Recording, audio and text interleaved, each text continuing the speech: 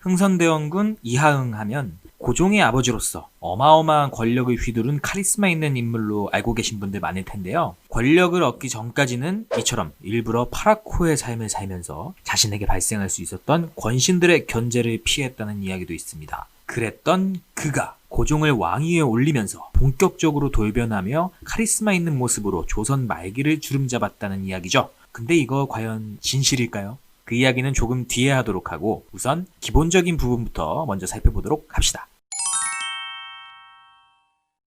자, 우선 흥선대원군의 호칭인 대원군에 대해 먼저 알고 갈게요. 왕의 형제를 대군이라고 부른다는 것은 누구나 알고 있는 사실. 하지만 대원군의 뜻은 알지 못하는 분들 많으실 텐데 심지어 대원군은 흥선대원군이라고 알고 있는 분들도 있죠. 아닙니다. 선왕이 자손이 없어 방계가 왕위를 잇게 됐을 때 그 왕의 친아버지에게 붙이는 명칭이에요. 그럼 조선 역사에 대원군이 또 누가 있을까요?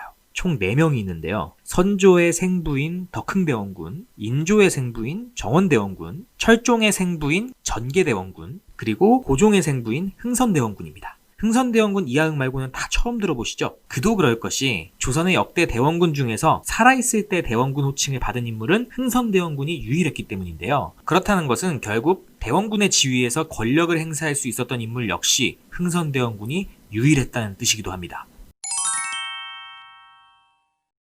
지금까지의 이야기대로라면 고종은 선왕인 철종의 아들이 아니고 먼 친척이었다는 뜻인데 얼마나 먼 친척인지 궁금하지 않으신가요? 가계도를 한번 보시면 칠촌 사이인 것을 알 수 있습니다.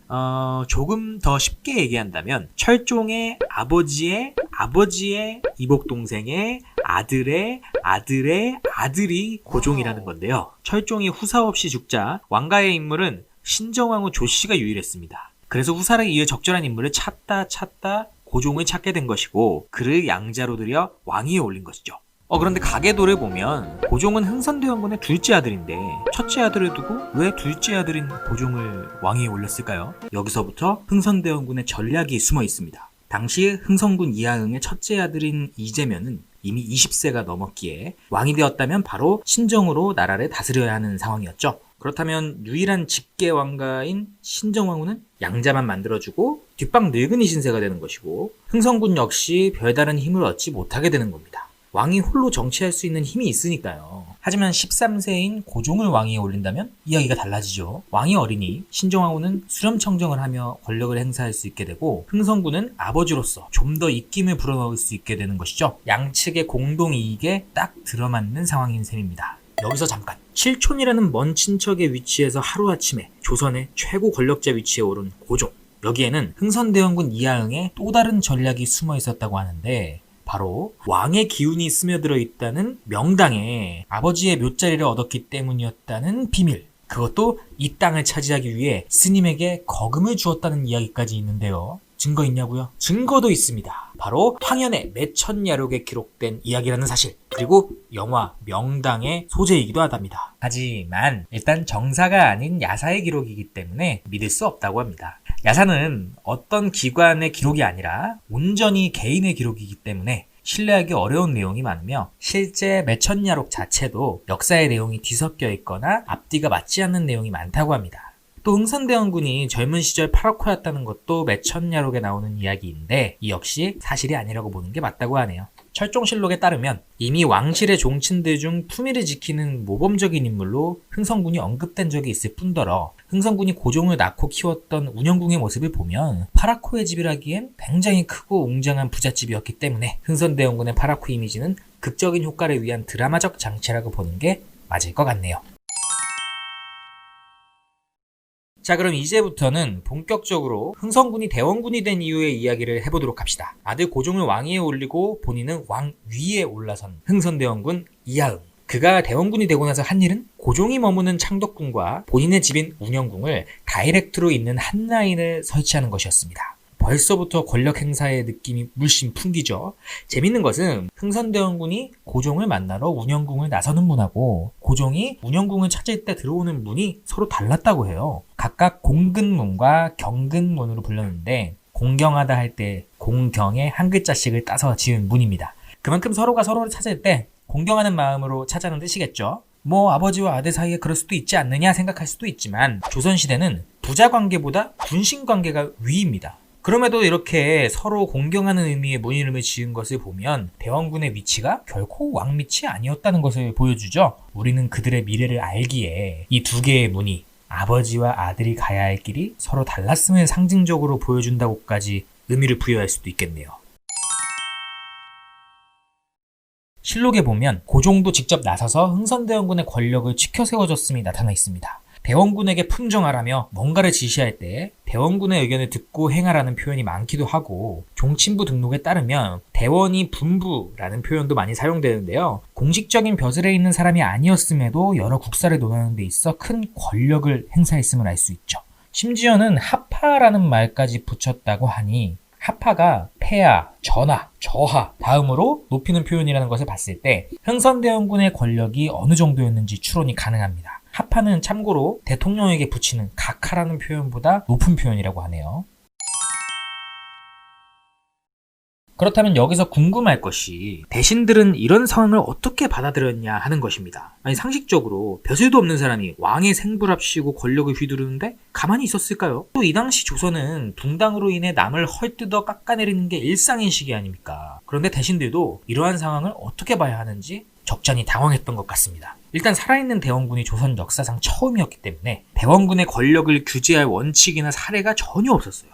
그러니 합당하게 견제할 수 있는 마땅한 방법이 없었던 겁니다. 거기다 흥선대원군이 또 보통 인물이 아니었죠. 나 잘났다고 마구 권력을 휘두른 게 아니라 교묘하게 자신의 권력이 합당하게끔 만드는 기술이 있었던 것 같습니다. 다음의 사례를 보면 알 수 있는데요.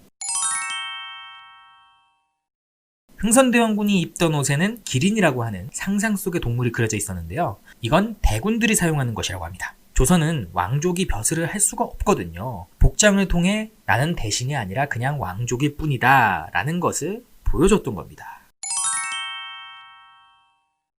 하지만 또 행세는 달랐습니다. 조선에서 왕족은 가마를 탈 때 8명이 드는 8인열을 타게 되는데 흥선대원군은 이를 거절하고 대신들이 타는 4인교를 탔다는 겁니다. 흥선대원군 이하응은 대군으로서 가질 수 있는 권력 행사의 명분과 대신으로서 가질 수 있는 정치 참여, 이 모든 것을 적절히 자신의 입맛에 맞게 이용했다고도 볼 수 있는 것이죠.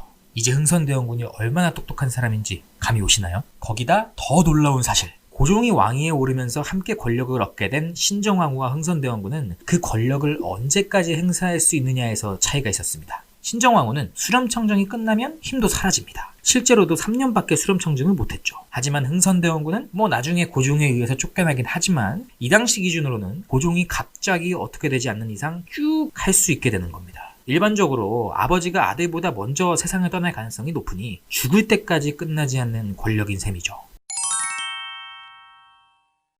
자, 그럼 이제부터는 흥선대원군이 권력을 어디에 행사했는지에 대해서 알아볼게요. 흥선대원군의 행보를 보면 목적은 단 하나였던 것 같습니다. 왕권 강화. 붕당의 폐해와 세도 정치로 인해 골물대로 골마버린 조선을 건국 초기와 같이 부흥시키고자 했던 것이죠. 흥선대원군의 이러한 개혁은 마치 미리 준비라도 했던 것처럼 고종 2년부터 일사천리로 행해집니다. 조선 초기에는 의정부가 국가의 행정을 주도했었죠. 그런데 이게 조선 후기에 들어서 좀 이상해졌습니다. 비변사라는 국방기구가 세도 가문에 의해 점령당하면서 국가 최고의 권력기구가 되었고 그로 인해 의정부 역할을 애매하게 만들었죠. 흥선대원군은 이것을 다시 되돌리기 위해 의정부를 신축합니다. 그리고 비변사를 폐지하면서 다시 권력의 집중을 의정부로 두게 됩니다. 만동묘라는 것은 임진왜란 때 조선을 도왔던 명나라 황제와 명나라의 마지막 황제를 위해 제사를 지내던 사당입니다. 사림 세력의 대표적인 인물 송시열이 만든 것인데요. 흥선대원군은 이곳에서 제사를 지내는 것을 폐지해버립니다. 정확히는 앞으로 명나라 황제를 위해 제사를 못 지내게 한 건 아니고요. 제사를 지내는데 이것을 사림들이 개인적으로 지내게 하지 못하게 한 것이죠. 왕실에서 주도해서 진행하겠다는 결정인 겁니다. 이 역시 왕권을 강화하는 데 목적이 있었습니다. 서원은 쉽게 말하면 사림들이 시골에서 벼슬을 하지 않고 제자를 길러내는 곳인데요. 여기가 처음에는 인재를 양성하는 곳으로서 큰 역할을 하지만 붕당이 고착화되면서부터는 정치 라인을 만드는 기구로 전락하죠. 흥선대원군은 이것을 대폭 정리하면서 역시 왕권을 강화합니다. 지금 우리가 만나볼 수 있는 경복궁, 흥선대원군 때 만들어진 겁니다. 기존의 경복궁은 임진왜란 때 불타죠. 그 이후로 수많은 왕을 거치면서도 손대지 못하고 폐허로 남아있던 경복궁. 흥선대원군은 이것을 복원합니다. 저는 사실 이건 정말 흥선대원군의 업적 중에 업적이라고 생각했어요. 하지만 또 막상 실상을 보니 꼭 그렇지도 않더라고요. 흥선대원군이 재건한 경복궁은 조선 초기에 지어진 경복궁과 그 의미와 목적 면에서 차이가 좀 있습니다. 가장 큰 차이는 재건된 경복궁이 규모가 훨씬 크다는 거예요.